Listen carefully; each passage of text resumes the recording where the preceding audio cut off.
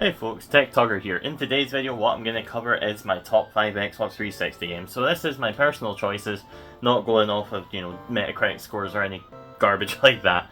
I'm just going to go through what my top 5 are, why I like these games, and why I think they're fun, and why you should play them.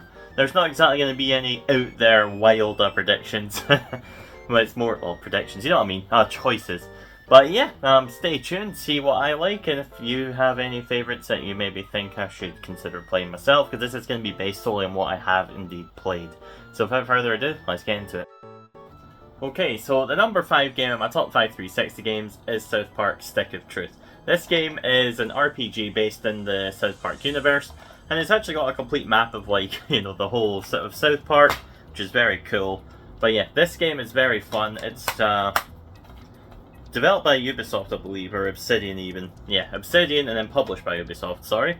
But yeah, it is an RPG game, it's based in the South Park universe. It's got all the South Park humor, the jokes, the story, the writing, that sort of thing. It's even got South Park Digital Studios on the back there, so it's even their own game company. But what makes this RPG unique is, again, its sense of humor, the fact it's South Park. And yeah, that's ultimately what makes this game special. And the battle system's actually quite fun, and it's not too long where you can beat it in a couple of sittings really. The reason I really enjoyed this game as well is I played it with a friend, and not only that, I beat it in one day in a 12-hour session. I really enjoyed this game. The reason I'm putting this one at number 5 is for the fact that I've not actually played Fractured But Whole, but the next game I'm going to talk about, I went and played the rest of the series. So this is just one of those titles where it's like, I really enjoyed Stick of Truth. I've not played the sequel. Hopefully the sequel lives up to it. I did buy the sequel some time ago. I've got the Switch version of it. It's been set on the shelf, but yeah, South Park Stick of Truth is just a game that I've really enjoyed, and I highly recommend you play this RPG. Again, it's a unique spin on the genre, and you're not going to find anything else, that's as high quality in the South Park universe as this game right here. This is most definitely the best South Park game there is. Alright, so number 4 here is Bayonetta. Again, this is a great game. It's developed by Platinum, published by Sega, and then in the future Nintendo has, published the titles, I believe. But yeah, Bayonetta is very akin to games such as like Devil May Cry, for example, where it's a third-person, combat action game, where, yes, it's got a storyline and all that sort of stuff, which, to be honest, with Bayonetta, I don't particularly care about the story. There is one. It's all well and good, and yeah, it's not bad or anything. Their side characters are quite fun as well.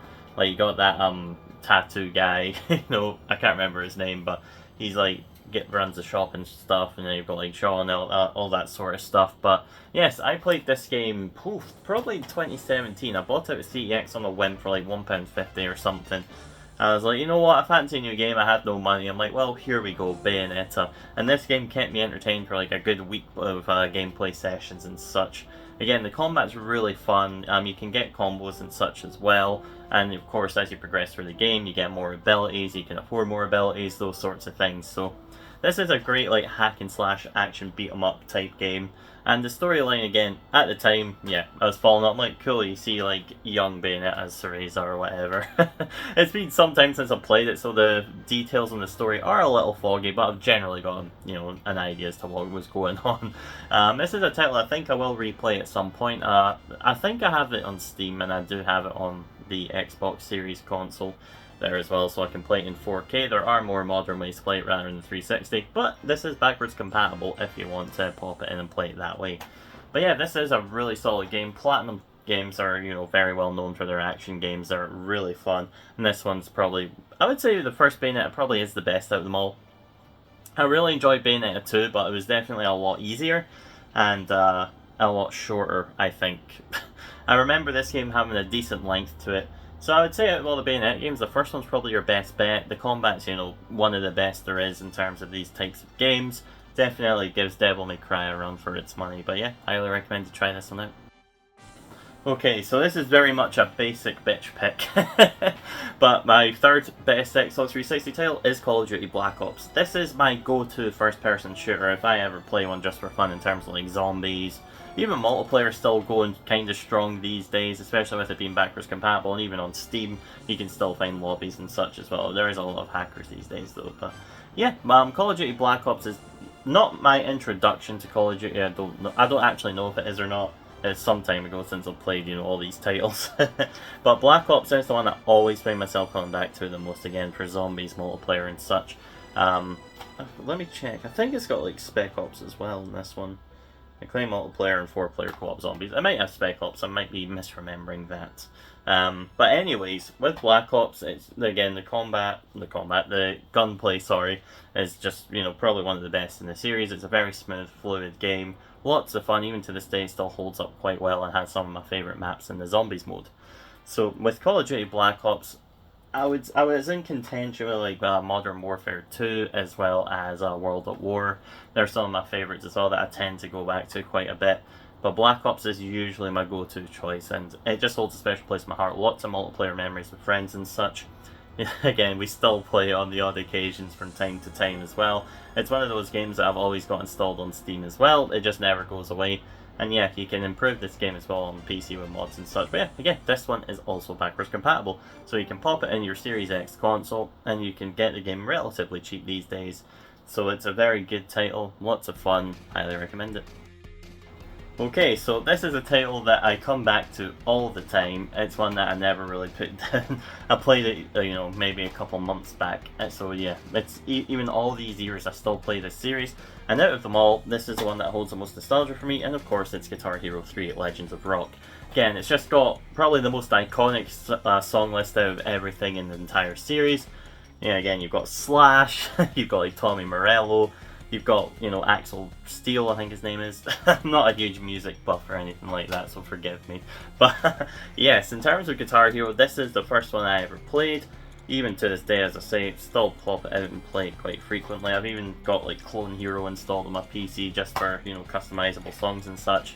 But yeah, Guitar Hero 3 is just where it's at. I mean, you've got great songs, you know, you've got Slow Ride as your introductory song, which Slow Ride's a banger.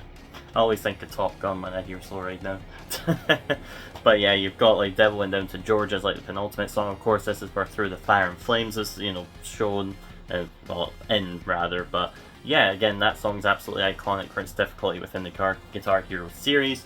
So yeah, Guitar Hero 3 just had a lot of staples, a lot of the best, really good songs like Welcome to the Jungle, things like A Number of the Beast, Raining Blood by Slayer, just so many good songs.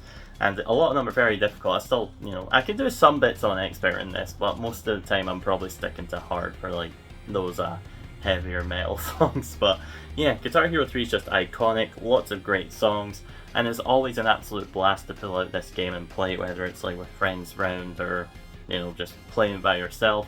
It's always fun, you can play it for 5 minutes, you can play it for a few hours.